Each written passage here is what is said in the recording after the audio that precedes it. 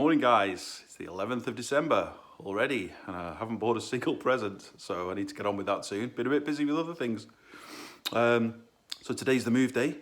We're about to head to Crewe to collect the van, then we're going to the storage yard. We're going to load all the gear on that you've seen in the previous videos. Then we're going to head over to Tom's Tap House in Crewe to meet Sean. Bought some kit off him. Down to the down to the brewery then to unload all the gear, then off to Northwich to pick up the massive sink that we bought, a big stainless steel table. We'll get that back to the unit. Then I'll give you a little look at what we bought, try and work out where to put it. Got to work out where this floor drain's going to go. We nearly started chiseling the floor out, but I think I want to see the kit first, where it is, and see if we can make sure it's in the right place. Then hopefully back in time for the Formula 1 qualifying. That's my little lunch break activity before I'm probably going to take my old homebrew kit, which some of you asked about actually. It's not a claw hammer at all, because you can't buy them in the UK. Well, you can, but it's a nightmare to bring them in with VAT and stuff. So I built one. It's called the paw hammer, pun intended. Then subject to time, if there is time, that is just brought it in from the from a crash cool outside in the shed fridge. That's David Heath's recipe. It's dark mild. He put a YouTube video up a couple of months ago, I think, or a month ago maybe. So that's for a little competition that we're having locally, low ABV January competition. So it should come out about 3.5. Need to check. Looks pretty close, and we'll try and get that bottled. Or if not, then we'll whack it in the smegerator. So, going to be a busy day. We'll try and keep you posted. Enjoy. P.S. Apparently, it's not a competition; it's a bottle swap, and I need to stop being so competitive.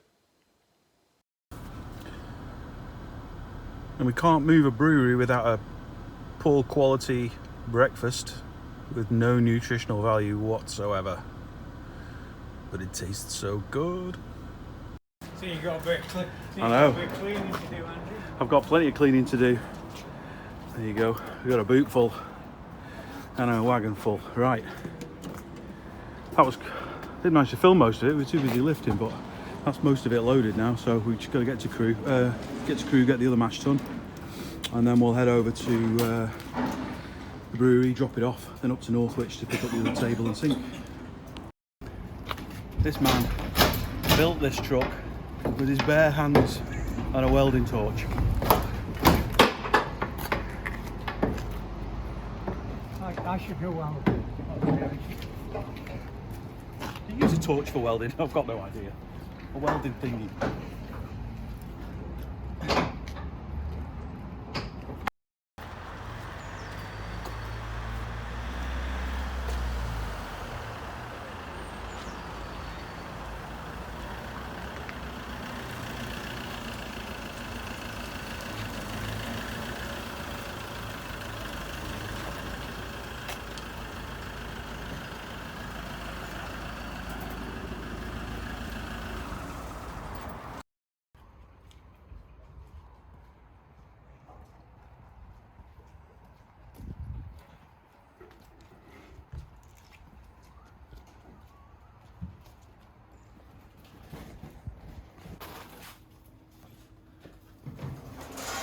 Time for some stranding down.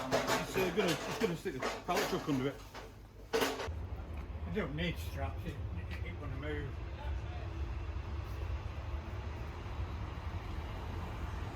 Oh, the train's gone past as well.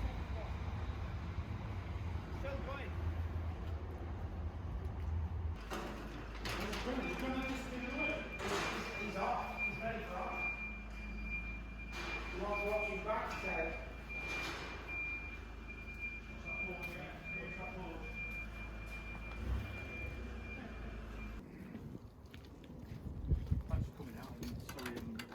Oh God, no, we're the late ones. so far, yeah. We're the late ones. Thank you.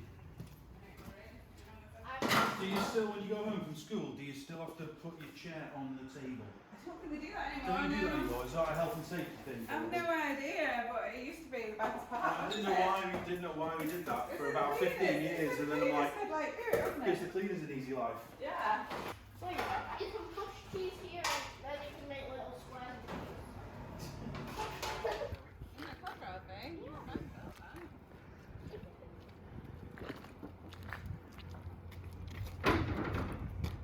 Looks like you just got like moving crate that something that would do, and then you put it on a cart and then start it. No, that's absolutely fine. Yeah. See that crack? It's only 6.5 degrees, right? And I just put my demister on, and the windscreen's cracked. And there was no damage there. This car's honestly getting on my nerves now. I managed to back it into a concrete post last week and crunch the boot lid. It already had a little bit of damage, and my wife then admitted after 2 years, because I didn't know how it happened, admitted after 2 years she'd done it. She thought it was okay to tell me because I'd also done it then. So we're all square now apparently. Anyway, let's go look in the unit. Yeah, there she is. Let's go and have a look in the unit. Let's go and have a look in the unit. Sorry for the echo in here. I'll bring my headset next time, or microphone or something. So here we are, roughly in position. We might move these around a little bit, but I'll just have a quick wander around and show you what we've got. We'll start over here. This is the giant sink that we bought. So this was bought along with the stainless table over there. Both Facebook finds from a catering business, which I've got some video from when we picked it up, so you may have seen that already, depending on how I put this thing together. So we've got two big drainers, two big bowls. I'm guessing we'll probably need a dedicated hand wash sink, which we can probably put in this space here. But the idea is that the cask wash is probably going to go there because the drain will be in the floor here and then out of the building through the hole. So that's the reason we haven't boarded the wall over yet, just because we're going to need to get pipes and stuff behind it. So the plasterboards are over there, ready. So that's the sink. We discovered, I don't even know what that is actually, what is it? Anti-foaming, sodium hydroxide, very nice. So have a look at that. We have the mash tun. I'm not so sure about this lid actually. It's kind of cardboard or something. It's very insulated and nice and thick. But we've got one mash tun with false bottom, and you can't really see very clearly in there, but you get the idea. Perforated, clearly. Then next vessel is the copper, or the oppe. And in here, now, I'm all right with electrics, but this kind of scared me.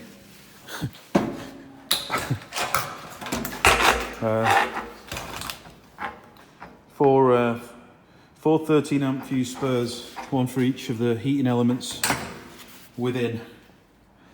So we'll have a look at that. I guess that's how it comes, but we certainly won't be plugging those into four sockets. This is Sean from Tom's Taps. Well, it's mine now, I guess, but it was Sean from Tom's Taps mash tun, which I'm pretty sure is the same size as this one. Might be a little bit smaller, but to be honest, just now it's just another vessel. We just for whatever temporary storage, we can use it as a mash. It's got a different perforated bottom in it. I'm going to measure these in a second and just kind of work out whether we can use that for sparge water storage or something. Maybe turn it into a little HLT or something. Don't know, but whether we use that to mash or the original one to mash, I don't really know. And then we've got the fermenter, Metal Mickey. Sean's also told me he has a matching fermenter to that mash tun. It looks almost identical to this one, which is going to be up and available in February. So I'm probably going to take that off his hands because we've definitely got space next to it for a second fermenter. In fact, we've got space all the way down the wall. Those tables are just there because there's space. So we'll get another fermenter and then we can switch to a weekly brew schedule. This I picked up, unsurprisingly, another Facebook Marketplace special. Went to pick it up from Cheshire Friday night. The table we've talked about, and then obviously we've got the Meccano of pipe work and fittings, stainless steel shovel, badminton racket, lots of hose. Got any hose? And various other bits and bobs which otherwise we'd need to buy. Spare cooling coil, another chiller, bit of a pump. Just looking at pumps at the moment. Probably going to go with a low Ara pump that I've seen that you can get from Italy for not a huge amount of money. This is the stainless steel table that we picked up from the pub when we picked up the brewery equipment, and they've left us some very nice things. In fact, we're going to take those home now, aren't we, sweetheart? Sharpening, thingy bob, a nice meat slicer, that'll do, and all the kitchen drawer accompaniments you could ever wish for. If the pub wants them back, they just need to let me know. The casks we picked up as well, I've got those down there, and then here's the floor drain. So I bought about 12 metres of this stuff. The idea being we're going to run it out that way, straight across. If I wanted to put I don't think I need to now, but if I wanted to put an elbow in it and run it, then I bought some corner pieces as well, which we can use to put a run maybe in front of the sink or along where the future fermenters may run. But I would imagine we're just going to hang on to these until we're ready to use them. Some end caps, which I'll probably need to modify to get an outlet on there. And then managed to pick up these boxes as well. So I only wanted £5 each for them. I think they were previously used to deliver stuff to shops, but they are just the right size for a cask wash. And I thought for storing other stuff in as well, 12 quid for 60 quid for 12 I thought was pretty good value. And obviously with the lids interlocking like that, then maybe it's a bit safer. So a couple more bits have arrived at home as well, not quite sure what they are yet. Some of the stuff that I've ordered, so we'll get those. We'll get those sorted quite soon and get that moved over here. So yeah, next thing is, obviously you can see there's some additional work needed to the fabric of the building, not quite finished. Bit of plasterboarding here and there. Need to waterproof the wall a little bit behind the tanks, just to stop, just in case any leaks. Don't want it messing the plasterboard up. So we're going to put this ply up the wall and seal it against the floor for now. And it's still too cold to epoxy this floor, but it's in pretty good shape. So that's where we're up to. This is home. And this is Sarah. So there you go. We'll be back in. I'll try and do another video as we get this floor finally cut. I think I know what I need to do now. So once that floor's cut and we'll start to put the drains in, we'll be back with an update.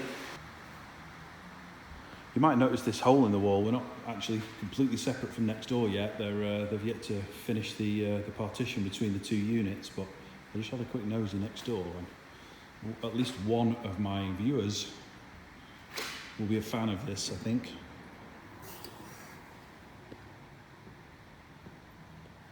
Ooh. From all of us at the Television Centre, good night to you.